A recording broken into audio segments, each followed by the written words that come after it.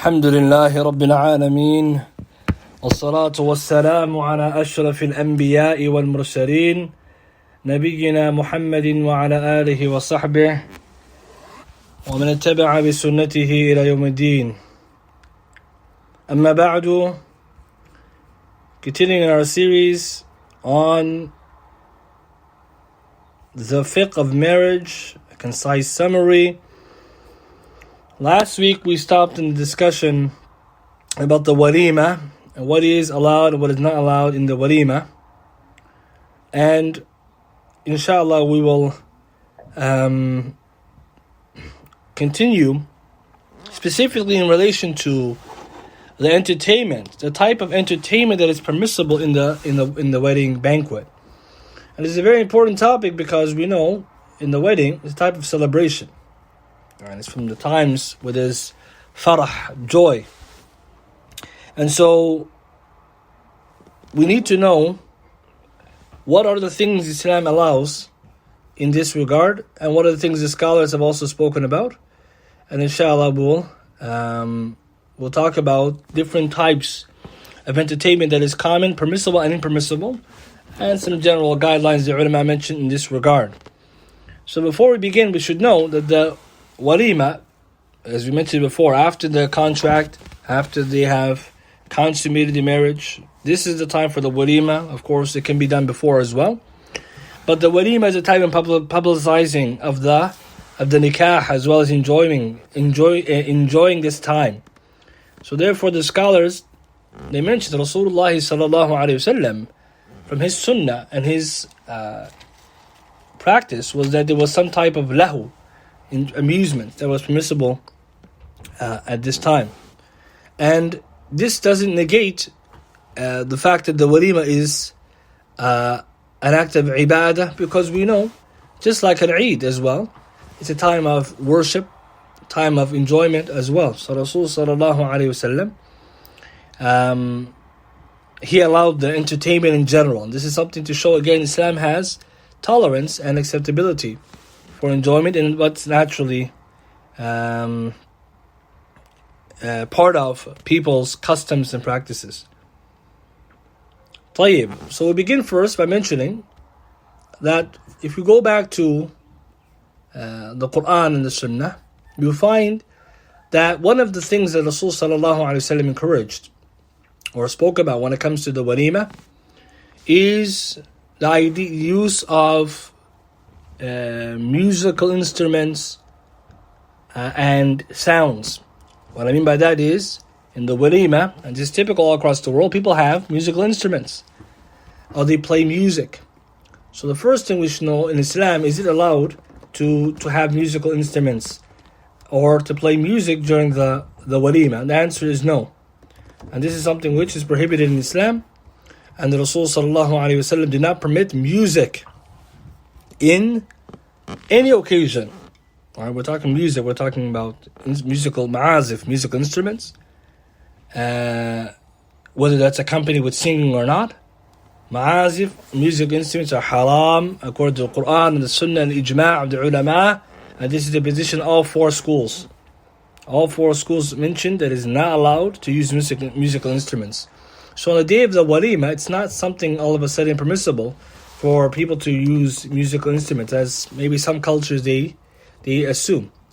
And the only exception that Rasul sallallahu alaihi wasallam gave was in relation to the duf, a duf, which is like a small hand drum, and we're going to explain that right now. So the first premise we should know, just because it is a time of farah, it doesn't make permissible things which are haram. And we know musical instruments are prohibited. And this is something which, unfortunately, some people, they would debate. And it's a weak argument position. Again, if we go back to the evidences, it's very clear. Rasul sallallahu alaihi wasallam spoke about the end of times, being a people who will come. لَيَكُونَنَّ مِنْ أُمَّتِي, there will be my ummah at the end of times, أَقْوَامٌ, people, يَسْتَحِلُّونَ الْحِرَ وَالْحَرِيرَ وَالْخَمَرَ وَالْمَعَازِفِ, and they make permissible the hir, illegal sexual intercourse or sexual relations, wal-harir, and silk, i.e. for the men and those who is not permissible to wear, wal-khamar, and intoxicants, wal-ma'azif, music instruments, until the end of the hadith. So this is something which is important to pay attention to, that there's no excuse on the day of the wedding, all of a sudden now it becomes halal. And this is something, unfortunately, that we find in our communities, that during the weddings, people are playing music, or they are calling the musicians and the likes of this. So with that being said, and this is again the position of the Quran, the Sunnah, Ijma' on all four schools and all the scholars. Again, the minority of position there, we spoke about this in other lessons, the weak position for the permissibility of music, or supposed permissibility. Then what is permissible then? Alright, so this is a question, what is permissible? Then what's permissible is the use of the hand drum, referred to as a duf. The duf is a particular hand drum. It's not all drums. It is important to know the ta'rif, the definition, because some people, they don't know it. So here the scholars, they mention, the fuqaha, they mention ad-dufu, the hand drum or the duf. It is defined as a type of musical instrument which the Rasul sallallahu alaihi wasallam permitted to be used on certain occasions. And before I get to the occasion, look at the wasf, the description. It's a drum, a hand drum, so it's a musical instrument in this case, which is beat with the hand, hence why it's called a duf linguistically. From an Arabic perspective, it's called duf because it's beat with the hands. And it's covered, right? So the drum is covered on one side with animal hide. Animal hide. And what is intended by the one side is that it only has one drum head. Okay, this is what they call in English a drum head. So one side is covered with, so imagine like a basket or like a round instrument. One side is covered with animal hide, and the other side is open. It doesn't have any bells or jingles or strings. It's very important, none of that. And this is according to the definition of the scholars, of the Arabic grammarians, when they describe the duf. This is the Arab, this is what the Arab knows the duf, which Rasulullah was referring to. And for more, you can see the books of Lugha, Mukhtar al-Sihah, page 105, Tahdhib al-Lugha al-Azhari, page, volume 14, page 52, and others. In English then, the duf is not a drum, just a drum. It's a type of drum. And the definition I could find to describe it is called a frame drum. A frame drum. Because this is the drum which is one-sided. It only has a covering on one side, which you beat on that side where the animal hide is, the one drum head. And the back is uncovered, like it's empty. It doesn't have a second drum head or covering. The typical drum that me and you are familiar with is the one that has two sides, two drum heads, or where both sides are covered and the middle of the drum is narrow. Then that one is called a tabal. It's different. A tabal is not the duf. The ulama, Imam Nawawi rahimahullah, others, they differentiate between the two. Why? Because Rasulullah allowed the duf and not the tabal. He didn't allow the other one for the occasion of the wedding. Then the duf is the frame drum. You can look that up later. The frame drum, then the duf, the permissibility of it is allowed only in three occasions. And the muhaqqiqun al-ilm. Muhaqqiqun al-ulama, the verifiers of knowledge, of the scholars, they verify that only three occasions it's allowed. And this is important because some people believe duf is allowed altogether. That's it. Anytime you can use it. Have a get together, you just play it. No. Shaykh al-Albani rahimahullah, he mentions some authentic narrations in the kitab Tahrim Alat al-Tarb, which show that the asl, the origin of duf, hatta duf itself, the origin of the duf is haram except in those occasions. What are the occasions? Number one, the a'ras, the weddings. Number two, a'yad, right, eids, the two eids. And number three, and this is one where there's some differing amongst the scholars, but they mention it, is in the occasion when the leader, the Muslim ruler, arrives back or from a travel, or from a from travel from outside the country, and comes back in to celebrate his return. And they use the proof for that one. The third one is a hadith in Tirmidhi, where one sahabiya radiyallahu ta'ala, she played the duf in the presence of Rasulullah sallallahu alaihi wasallam when he came back from travel from a battle. And this is the third one. Some scholars differ over it, but these are textual. As for other times, the origin is from permissibilities. We have to mention this because there are some people who have the view that it's allowed at all times. That's a weak opinion. Then the duf is allowed in the weddings. This is a proof that it's allowed because of the following evidences. Hadith Bukhari, Hadith 5162, Hadith Aisha radiallahu ta'ala anha, that she said that she prepared a woman from the Ansar who got married. She was becoming a bride. So Rasulullah told her, "Oh Aisha, haven't you got any amusement for the wedding ceremony?" As the Ansar, they like the amusement. So here Rasulullah is asking Aisha that she prepare any type of amusement. What does it mean, the amusement? Here it means the duf. So the hadith there says that يا عائشة ما كان معكم لهو فإن الأنصار يعجبهم اللهو. So the word lahu in this hadith, it doesn't mean, as some people will think, it just means, any kind of entertainment. The explainers of the hadith, they mention, like in the Kitab Mafatih, Sharh Masabih, that the meaning of lahu here is the duf, particularly, and the idea of, because the duf will help, it will help publicize, yes, the wedding. Another hadith we also find, Hadith 4001, where Rasulullah was lying down on the day of Eid and two young girls were playing the duf in his presence. Then these two hadith and others, they show, number one, that duf can be played in the Eid and the wedding, but number two, that it's played by who? Who is allowed to play the duf? The scholars say it's the women or the young girls. That's it. Not the men. I'm going to mention that, not the men. It's the women or the young girls. And the playing of the duf by the women is a sign, it's a sunnah actually, the scholars say, because it's a sign of the Islamic wedding. I think that when the duf is being played, it's a sign that we're having a Muslim wedding. Because it differentiates our wedding from other weddings. Hadith at-Tirmidhi,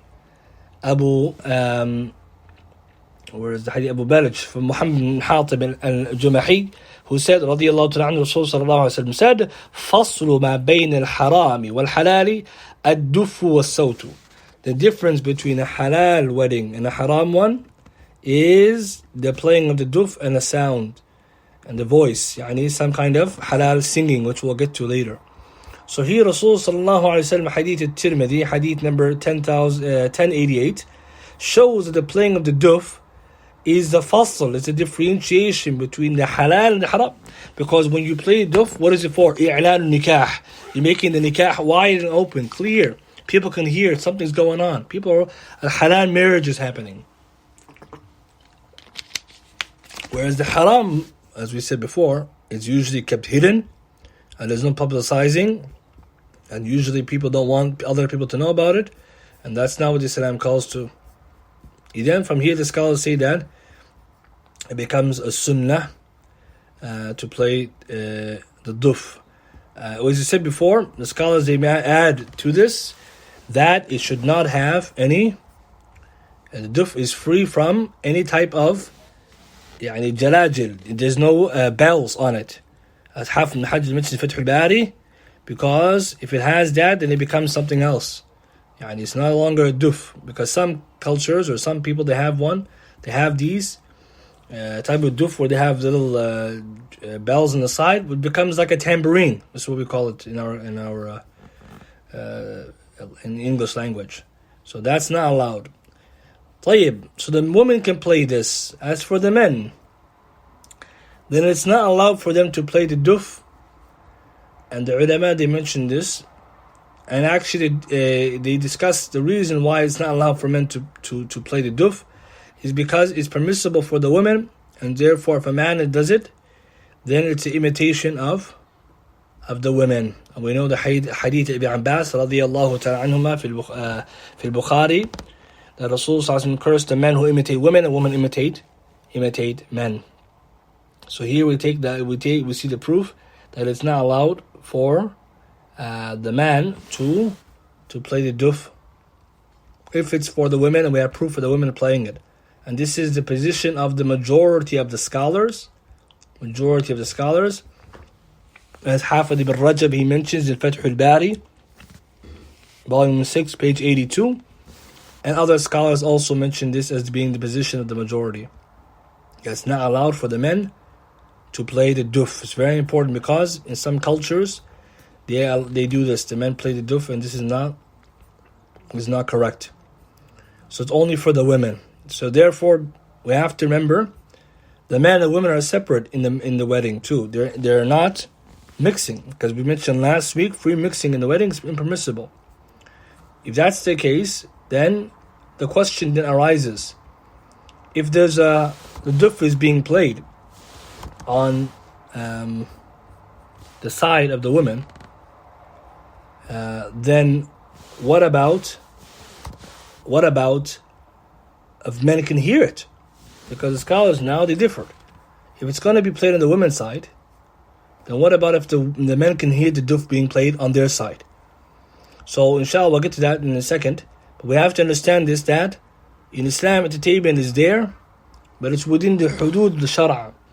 Because in some people's mind, they say it's a wedding, and then they imagine what maybe is practiced by the non-Muslims or in other cultures, where there is music being played freely, and there's intermingling and mixing, free mixing, and there's all kinds of things going on. This is haram for Islam. Because if we're celebrating the wedding, which is a blessing of Allah, it should be done in a way that's pleasing to Allah. And Rasul sallallahu alaihi wasallam, he got married many times, and the Sahaba radiallahu ta'ala got married, and we don't know of them doing this kind of things. So we have to understand that from the beginning, so as to not think that in this moment or this day, cultural practices absolutely reigned. No, they're conditional too. The cultural practices are conditional, provided they're not haram. So coming back to the issue that we're discussing, the scholars, they differ. Can men listen to the duf being played by the women or not? And so they have two positions. One group of scholars, they said not allowed. It's not allowed because if the women are going to sing alongside it, and therefore it's going to be fitna. Second group of scholars said that no, if they're playing it and the men happen to hear it, the duf, then it's permissible. It's permissible. As for the singing, then they shouldn't sing in the presence of men. So if, for example, if they're playing it in their section, the women's area, which is further away from the men, and the men can hear the duf because it's an instrument, then that is fine. And we have proof that the Sahaba radiallahu ta'ala anhum, and Nabi sallallahu alaihi wasallam heard the duf before and they listened to it. But when you add the singing to it, then obviously that one, some of the scholars, they differ. They said that if it's young girls, it's different because Rasulullah listened to the young girls, Hadith Bukhari and Muslim.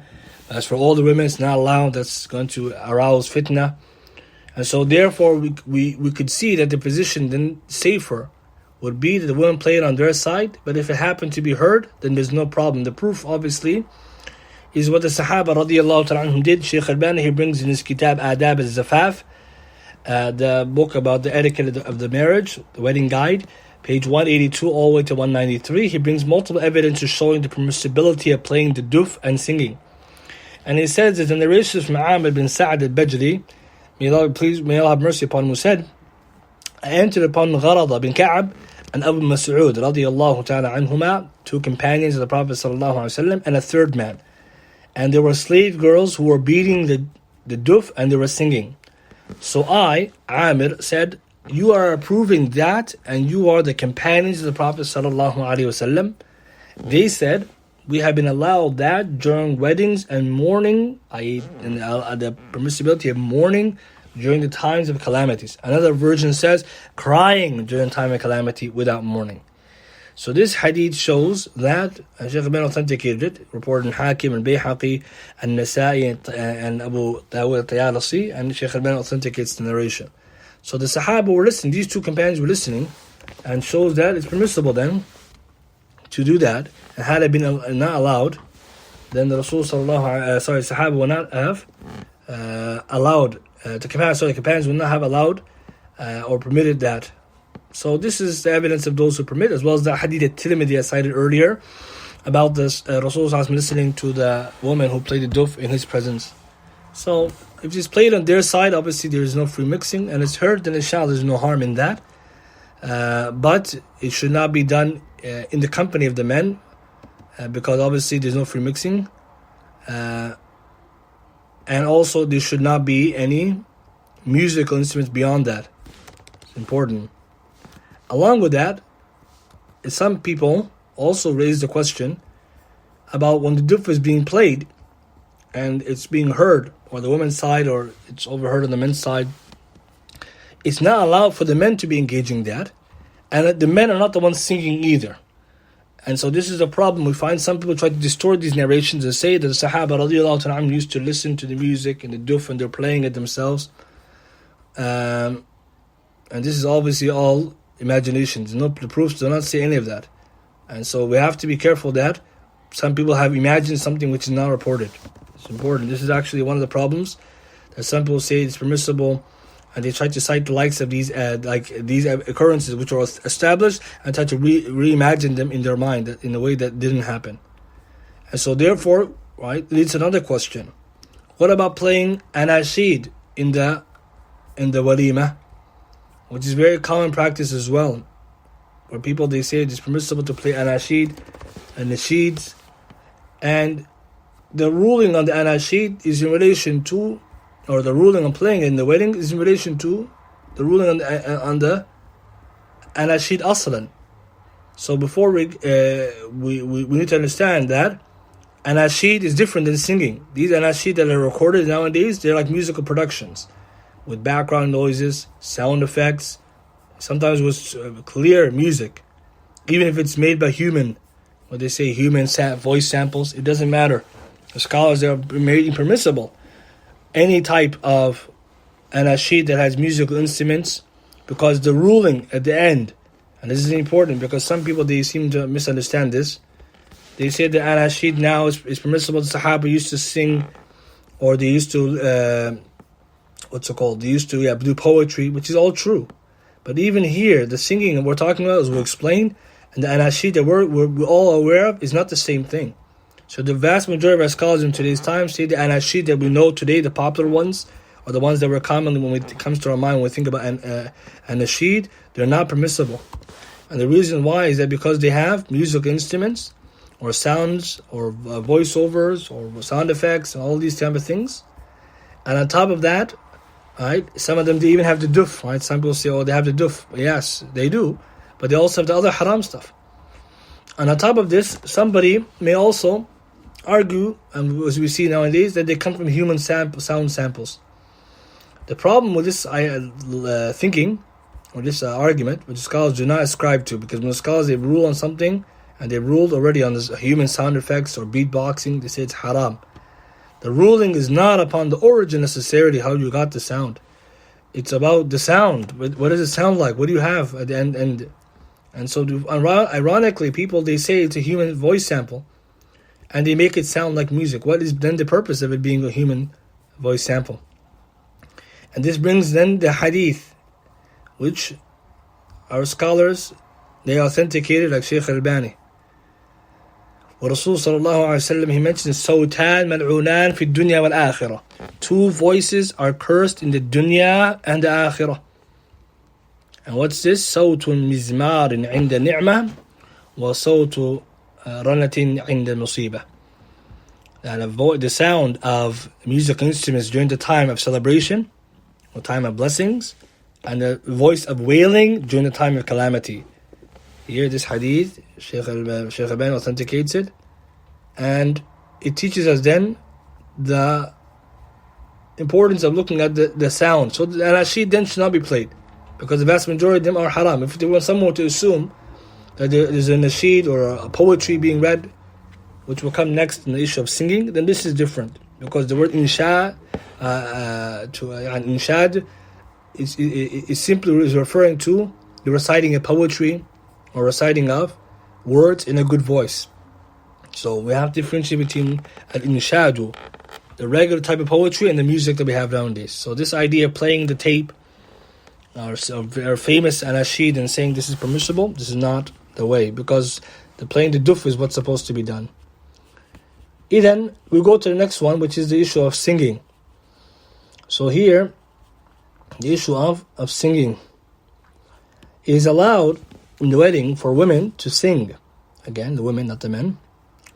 And the singing should be done, obviously, with words that don't carry any meaning of evil, lying, or kind of like inappropriateness. And it should not be accompanied with musical instruments, just the duf only. And this is an agreement of all the scholars of the different madhahib. And the proof that some kind of singing can be done is a hadith reported by Aisha radiallahu ta'ala anha, connected to the hadith we mentioned in Bukhari, but this version is in Tabarani. When Rasul sallallahu alayhi wa sallam asked Aisha, did you send any amusements to the Ansar, or with the Ansar woman? And then she said, what should I send? And he said, alayhi sallam, or told her, فَهَلْ بَعَثْتُ مَعَهَا جَارِيَةً تَضْرِبُ بِالدُّفِّ وَتُغَنِّي. Nabi sallallahu alayhi wa sallam said, shouldn't you have sent with the bride a little girl to beat the duf and to sing? And Aisha then said, radiyallahu ta'ala anha, what should I say? And Nabi sallallahu alayhi wa sallam gave her some lines of poetry to sing, or to tell her to sing, أَتَيْنَاكُمْ فَحَيُّونَا نُحَيِّيكُمْ. And this is like a series of 3 abiyat, 3 lines. So it says, أَتَيْنَاكُمْ. Say, we have come to you, فَحَيُّونَا. And so greet us, نُحَيِّيكُمْ. And we will greet you until the end of the line. So it's about 3 lines with 6 half lines altogether. And this narration is Shaykh Ibn Abdul Hassan Adab al-Zafaf. You can see it in the English translation now of the book. It's called The Marriage Guide. It's in page 76 to 77. And so that shows you Rasul showing us some simple, light-hearted poetry and words that can go with the duf being played. Not, musicians who are professionals who sing all kind of things, or playing these, popular songs, etc., as we see nowadays. On top of this, if somebody were to send somebody who's professional or who's expert at playing the duf, some of the ulama permit this and permit that they get paid for that. Someone who's professional playing the duf. What is not correct, as we see in some cultures, not all, that they send professional musicians or singers who sing. Sometimes they're the men who go to the women's side, or women into the men's side, or they free mix, and these kind of things which are not permissible. And if we go back to the Kitab Adab al-Zafaf with English translation, you'll see Shaykh al-Malh bringing narration from the Rasul sallallahu alaihi wasallam, showing different types of poetry, right? Typical kinds of which were sung, or lines of which were sung in his presence, or which he told to be sung. But it should not have anything that's bad. And that's why, for example, on one occasion, Hadith Bukhari, it says that, and knows, Nabi Sallallahu knows what will happen tomorrow. And Rasul Sallallahu turned over and said, no one knows what will happen tomorrow except Allah. So he corrected them for what they said, showing that it cannot have any type of fawahish or haram speech or something un-Islamic. So with that being said, it doesn't mean now, some people would assume, as we said, that the men are singing, it's the women only. Unfortunately, in today's time, a lot of these things people have become too loose, and you think that if we don't do it like this, then there was no wedding. Allahu musta'an. And this is because in our minds, we are imitating, or in our minds, we are thinking that the only way to celebrate is the way that people in our society do.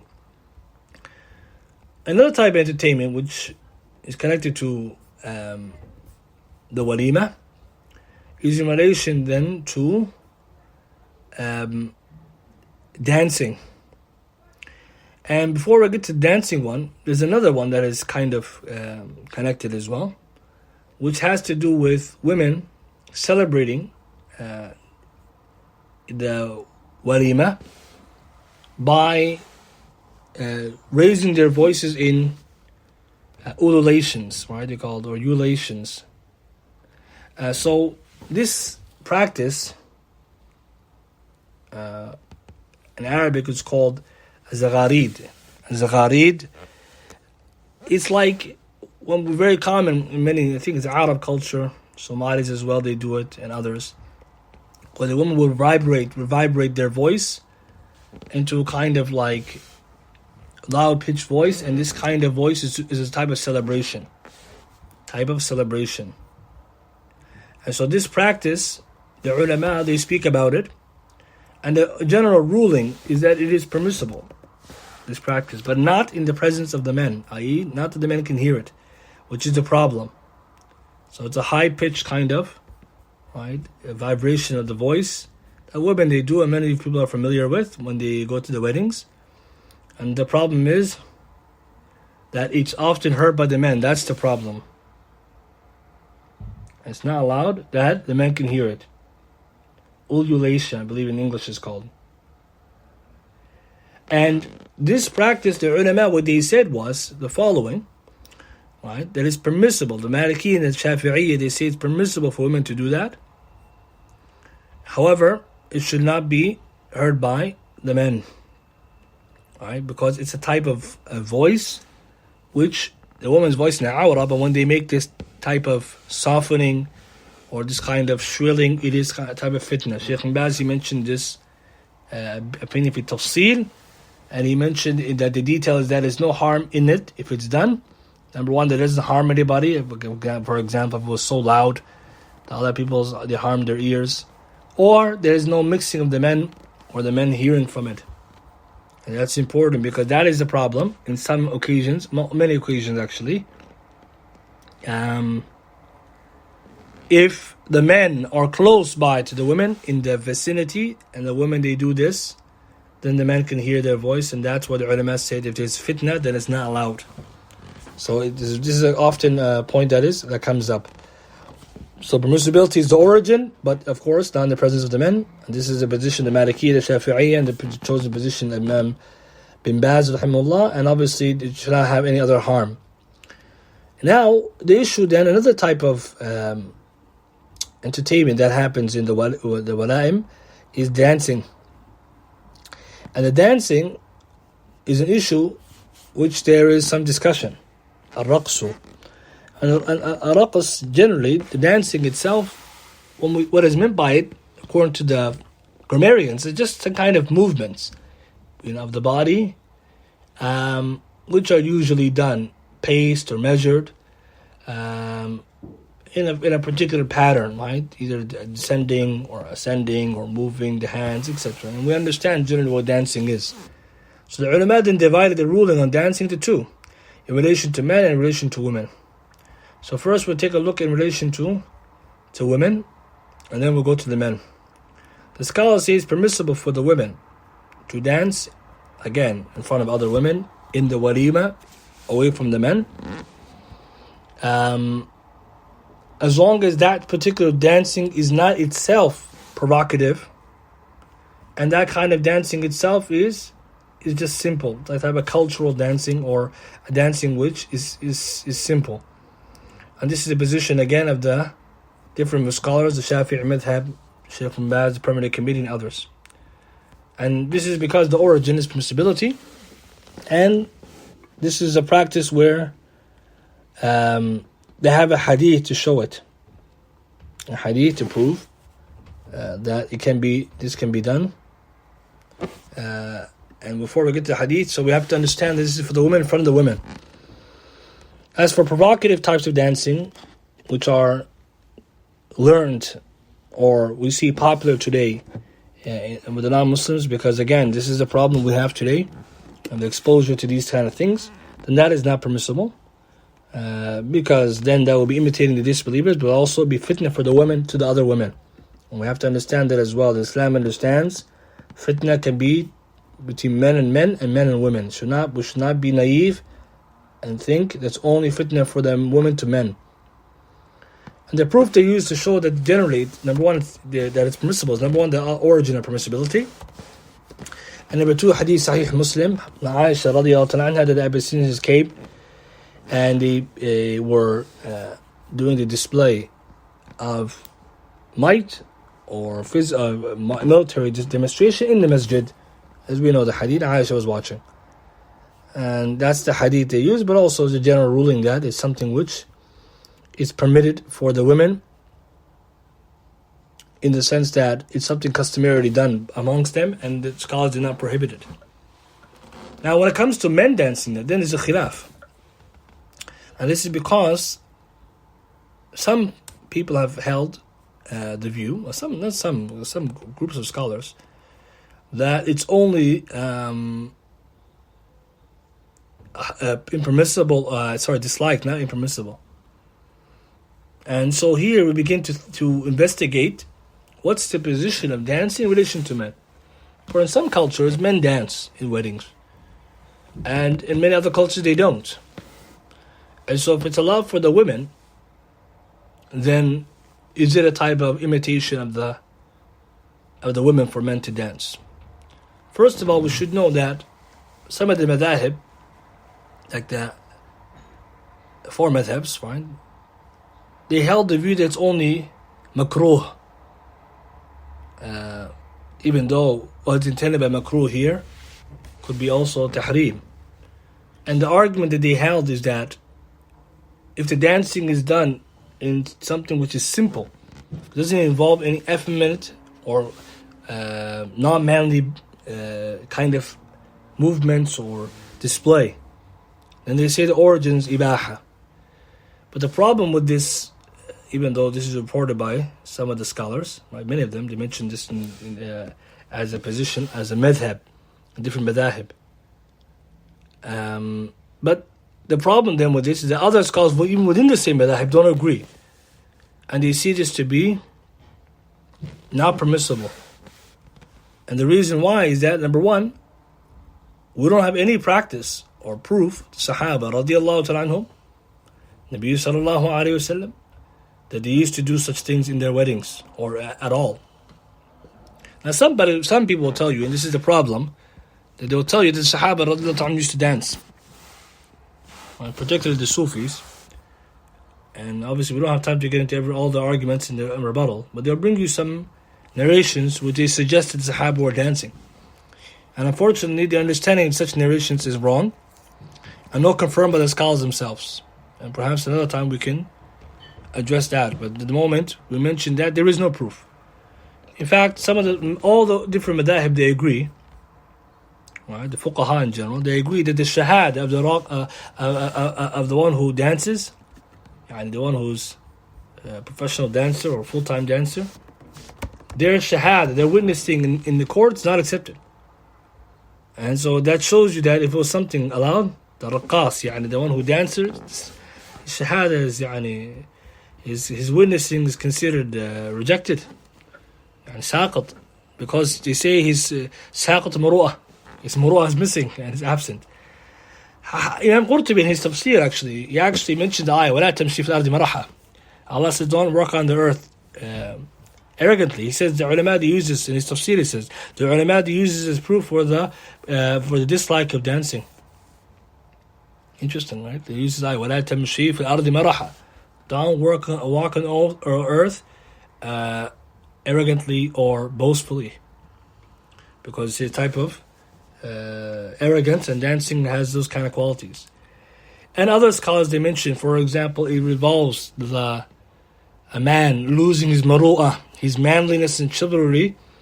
And this is a very famous quote from Al-Izz bin Abdul Salam in Qawa'id al-Ahkam, that he said dancing, when he spoke about dancing and clapping and the likes of these are the things of the women. So ru'unatul inath. This is the kind of femininity and the softness of the delicacy of the women, not of the men. Other scholars say that if women they do it, like Sheikh Mu'tayyim mentioned, that this is imitation of the women. Hayyid Abbas, we mentioned earlier about the prohibition of that. Some they mentioned whether the duf or no duf, it's not allowed. And again, lack of evidence that the Rasul Sallallahu Alaihi Wasallam Sahaba they did this. So somebody says then, but it's allowed because the origin is permissibility. The problem with that is that we don't have any precedents for it. Now some of them they try to bring a narration, except like I said, there's a narration. Muslim Ahmed is misunderstood by those who argue that it's permissible. And the response is that the scholars never understood that narration for dancing, except for those who incline to Sufiya or the Sufis. So the bottom line is, even in some culture where this is very common, it's better. It should be avoided. Should be avoided, like the singing. I like the duf. And this is the position of many scholars. And also, this is a reminder, because unfortunately, like we said in the weddings, these issues, they become disputable. And people think this is permissible and it's cultural. And while it's true that some cultures permit it, the Quran and Sunnah, we don't have any proof for it, especially for the men. Who are those amongst those scholars who did permit it? Like we said, different madhabs, some of them. And some, like Imam Ibn Hazm, he said it's permissible only in weddings. Sorry, only Eid. And he used the hadith about the Habasha, the Sahaba, Abyssinians were playing. So the better to avoid this. Right? This is the safer and stronger view. Another thing then comes is the issue then of, we'll mention two more points, we'll end with this. Another entertainment that comes, which is maybe not popular in every culture, but there's no time in Sahaba, is a practice called An-Nitharu. An-Nitharu is a practice that was common in time of the Sahaba and after, which is literally when you shower somebody with sweets or money or peanuts or like that, or in today's time it's like confetti, and you throw it in the air and it goes on everybody. So this practice was actually time of Sahaba. It was something known, and the scholars discussed it and they debated it. Is it permissible to do an-nitharu? And the idea was, they said that it's disliked only, not haram. And what's intended was that how they used to do it at the time of the Salaf is that, especially for the children, it was more for the children. This shows you again that the wedding is a time of fun and farah. Certain things like this that can be done in order to make it fun and exciting for the children. So what they would do was they would take some kind of candy or sweets or sugar, and they would throw it, and the kids would then go and run after it to collect it. And so this practice was something which was a cultural practice, and the scholars therefore did not prohibit it because of the fact that it's a type of permissible kind of lahu. And this dislike was mentioned by different madahib, the Ahnaf, the Shafi'iyya, the Imam Ahmed, his madhab, one of his positions, etc. And some said there's no doubt that it's halal. Like there's no khilaf on that. It's just that it should be done or not. Why was there a dislike? Some of them just didn't dislike it. They disliked it for a few reasons. Some of them thought that it's not allowed because it can lead to some of the goods being wasted. So you're throwing in the air sugar or sweets. Number two, some people are fighting and jostling for the kids or even those older. Some people will get, some will not get. So that's another thing. Some people will get it, some people will not get it. Like, and also there's some permissibility because like with anything, if you're giving your guests some food, it's not impermissible to serve them in different ways. They also mentioned that the origin is ibaha when it comes to the adat. And so the practice then is not impermissible, it's just disliked. And this shows you then a benefit, which is that the idea of having some kind of halal entertainments in these kind of occasions is permissible and something which is allowed, and sometimes you could even argue good, to differentiate the occasions of happiness from the occasions of normalcy. It's very important that we understand that because at the end of the day we live in a time period where the opportunities for halal entertainment are limited, and so the occasions when they do arrive, they should be done in the best of forms. Nabi sallallahu alaihi wasallam permitted these different things on Eid and the weddings because these are ayyam or times awqatul farah, times of happiness and joy. Some of the Salaf also, Sahaba radiallahu anhum, disliked this practice, and some of them would tell their kids not to take from that which was thrown in the air, and through nitharu, rather they would give them later. Again, not impermissible. Some of them, they also mentioned that it was a practice of just leaving some kind of sweets. You could leave, and instead of throwing it in the air and some people getting, not getting, you just offer it for those who want. In any case, That's very interesting to mention and a point to be taken.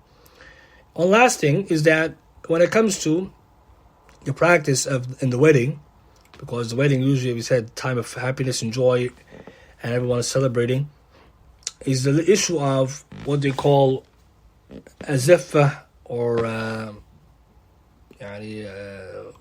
تشريع المرأة ليلة الزواج, which is when the woman is pretty much brought forward in front of the other women on the day of the wedding, to honor her and to give her the stage or the attention. So this practice, the scholars say, is permissible, like Shaykh Ibn Uthaymin rahimahullah mentions, provided the following things. It's important because usually when we talk about this, it's happening on the woman's side, where the woman is given attention in front of all the women. So, for example, she's put on a stage or on a special seat. And Shaykh Uthaymin says nothing wrong with this, provided that, number one, that she's dressed properly. Because we know nowadays, which is a big problem, dress code in the women's side, in the weddings, is that some women are under the impression that in the wedding, like Eid, you could wear anything in front of another woman. It's wrong. Woman cannot show off her awra mughallada, or other parts of her body which she would not normally show in front of her, except to her husband. And those kind of parts are not allowed to be exposed. Her charms, for example, she has to cover her body entirely. And that which is allowed to be shown is that which is allowed to be typically shown in front of her maharim and like this. This is a big problem because some of the dresses that are worn, etc., can obviously be violating that rule. So it has to be just properly. On top of that, there's no men. That is another one.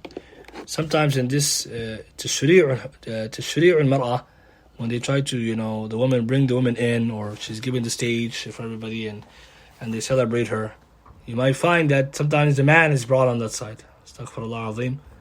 And he's, brought in front of a group of women. Allah musta'an. And sometimes he's getting married, but Allah musta'an. We don't know if he's marrying one or four now, because everybody is now in front of him and watching him. So this is absolutely unacceptable, because this practice is known in ikhtilat, but it's also fitna. And some cultures, they insist, and it should be prohibited. The man should not go on the woman's side, period. On top of that, the Shaykh mentioned that these are things that the condition that should be there. And because it's not ibadat, it's just an aada. Right? So, for example, sometimes it might be done in the beginning or the middle or the end, however they want to do it, as a way to honor the woman, especially the woman who is getting married, the bride. Which leads to another question. And the idea is also that the woman is prepared. She's dressed, she's adorned, etc. Which leads to another question. Is it allowed for a woman to wear a white dress, right, wedding gown on the wedding day?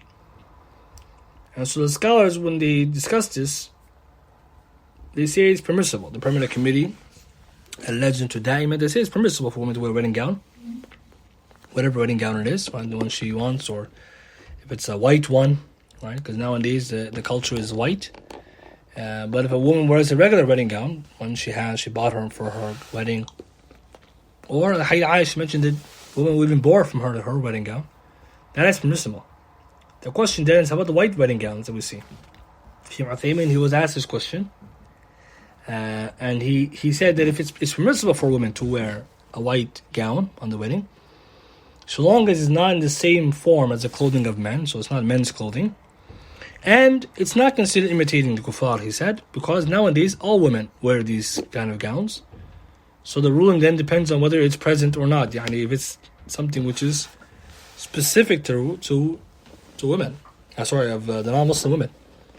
And we could say nowadays, a white wedding gown in general is no longer specific, the Shaykh said, because it's common to non-Muslims and Muslims. And we know that the rule on the dabit, the principle when it comes to imitating disbelievers, is that you cannot imitate them in that which is specific to them. As for that which is not specific to them is not the case. Obviously, the Shaykh also mentioned that it should not be unless it's something haram in and of itself. So, for example, if the dress is worn in a haram way or exposes her her charms, which is not allowed for other women to see, or the likes. So that is permissible with those conditions. And so all these type of different types of lahu, entertainment and the wedding, is that which Allah has made permissible for the women and men in order to celebrate this occasion. However, we should pay attention to what was mentioned in terms of that which is allowed and that which is not allowed, right? Because in today's time, as we know, a lot of times the wedding haram happens, or there is a leniency. So in order to avoid these leniencies, in the beginning there should be agreement between the husband and the wife to do things in the Islamic manner, so that Allah subhanahu wa ta'ala can bless them in their marriage and they can begin their life upon khair. Because as we see nowadays, many instances, and everyone knows of them, in which haram is committed, and this then puts the husband and wife in a bad position, because to build the first of their days in the marriage upon haram is not to come forward to seek Allah's pleasure and His blessings.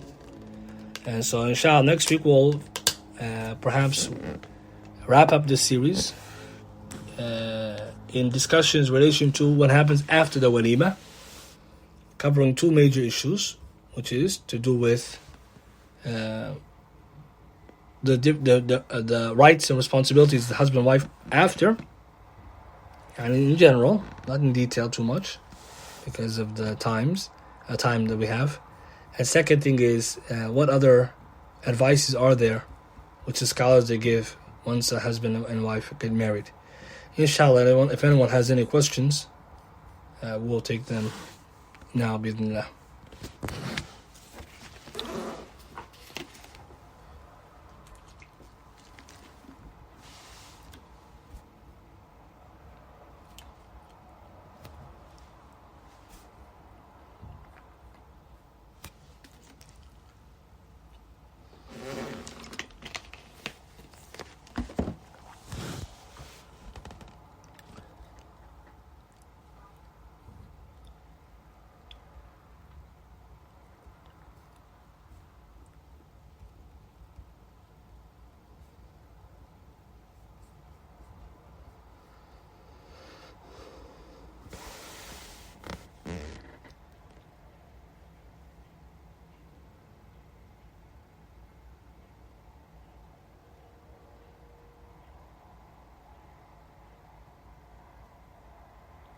Question says, what is meant by during mourning? The part where we mentioned the tabi'i was sitting with Abu Mas'ud and the girls were playing the... means crying is loud in mourning, not wailing, crying. So we're allowed to cry during mourning, or we can mourn in general, in the sense that Islamic mourning is not to sit down and do a kind of like gathering as we know, but rather that somebody could cry, especially the family getting together, the immediate family. As for everyone else, they should not do that. Rather, they should call the person when they can, or they visit them when they see them. As we know, the hukum about setting up a place for, that's not what's intended. What's intended is during the time of calamity or time of death, there can be a mourning for the immediate family for the span of 3 days, Eid Aisha, and obviously that is to help them. And this is not the mourning of the husband too and the wife, that's different. The wife for the husband. So the idea is that, so the idea here is that to have that mourning in that within the Sharia, not the idea we make a gathering and call people. So that's not what's intended. Rather, what's intended is the idea of sadness, the immediate family coming together and to support one another, especially those who are suffering from death. Yeah, naam. Anyone else have any questions?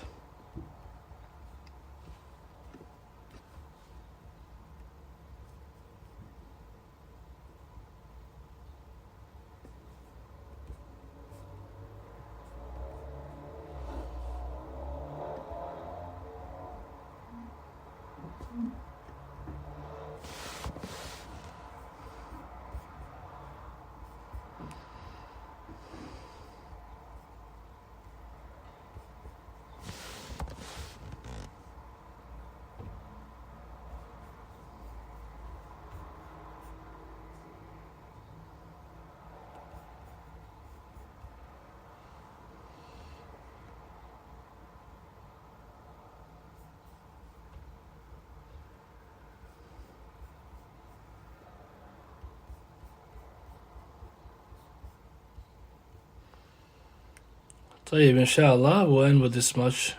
Another question.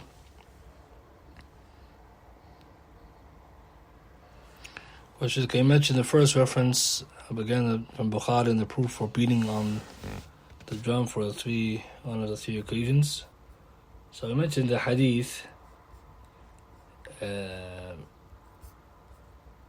hadith number 4001, and hadith Aisha, hadith number Sahih Bukhari, hadith number 5162. Hadith number 5162.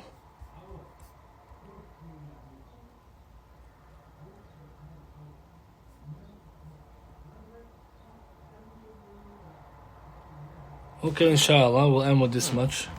سبحانك اللهم وبحمدك أشهد أن لا إله إلا أنت أستغفرك وأتوب إليك.